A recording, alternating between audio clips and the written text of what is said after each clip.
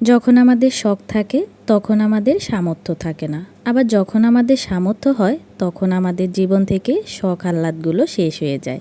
নদীর স্রোত যেমন কারোর জন্য থেমে থাকে না, ঘড়ির কাঁটা যেমন কারোর জন্য অপেক্ষা করে না, ঠিক তেমনি আমাদের জীবনটাও কারোর জন্যই থেমে থাকে না। আসসালামু আলাইকুম এভরিওয়ান, কী অবস্থা সবার? আমি খেলনা নতুন আরেকটি ডেইলি ব্লগে সবাইকে ওয়েলকাম জানাচ্ছি। আজকে আমি আপনাদের সাথে খুব দারুণ একটা জিনিস শেয়ার করব, সেটা হচ্ছে ওয়াল হ্যাঙ্গিং। মাত্র 60 টাকা খরচ করে কিভাবে আমি 2টা ওয়াল হ্যাঙ্গিং বানালাম এবং দুপুরে কি রান্না করলাম এবং বাসায় আরও টুকিটাকি কী কাজ করলাম, সেই সব কিছুই নিয়ে থাকছে আজকের ভিডিও। সকালবেলা ঘুম থেকে উঠে প্রতিদিন যে কাজটা না করলেই চলে না, বিছানা গোছানো। এই বিছানাটা না গোছালে আসলে আমাদের মেয়েদের কাজ পরিপূর্ণই হয় না। তাই তো সবার আগে বিছানাটাকেই সুন্দর করে পরিপাটি করে গুছিয়ে নিচ্ছি। জীবনে যদি কোনো কিছু কিনে ঠকে থাকি সেটা হচ্ছে এই বেডশিটটা। এই বেডশিটটা কিনে কি পরিমাণ যে ধরা খেয়েছিলাম সেটা আসলে বলে বোঝাতে পারবো না। নেভি ব্লু কালার বিছানার চাদর দেখে আমি তো খুব পাগল হয়ে গিয়েছিলাম, আর কেনার পরে অনেক বড় একটা ধরা খেয়েছি। তো বিছানাটাকে সুন্দর করে গুছিয়ে রেখে ধোয়া অনেকগুলা কাপড় জমেছিল, সেইখান থেকে কিছুটা কাপড় ভাবলাম এখন গুছিয়ে নিই। সুন্দর করে ভাঁজ করে এগুলাকে ওয়ার্ড্রোবের ড্রয়ারে ভরে রাখবো। যদিও এগুলার মধ্যে বেশিরভাগই ছিল হিজাব আর বোরকা। বাহিরে এত পরিমাণ বৃষ্টি হচ্ছে, যার কারণে বাহিরে বের হলে প্রতিদিন যেটা পরে বের হওয়া হয় বোরকা পরে, সেটাই ধুয়ে দিতে হয়। ওই বোরকা আর পরের বার একদমই ব্যবহার করা যায় না না ধুয়ে। আর যেহেতু প্রতিদিনই আমাকে বাহিরে বের হতে হয়, তাই প্রতিদিনই আমাকে বোরকাগুলো ধুয়ে দিতে হয়।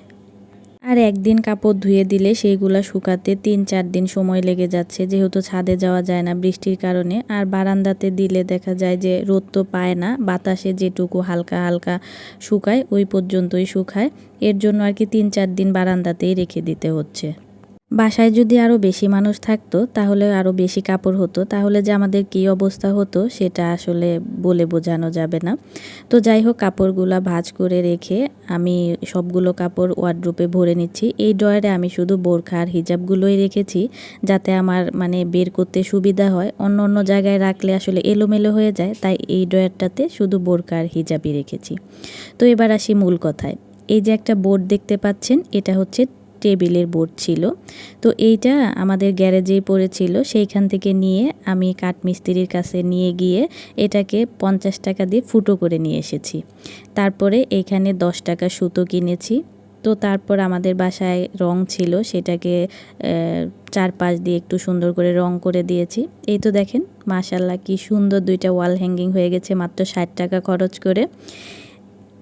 আপনারাও চাইলে ঘরে পড়ে থাকা জিনিস দিয়ে সুন্দর করে এরকম আমার মতো সুন্দর ডিজাইনের জিনিস তৈরি করে নিতে পারেন। তো ওই ওয়াল হ্যাঙ্গিংটা সুন্দর করে সেট করে রেখে আমি চলে এসেছি দুপুরে রান্না করার জন্য।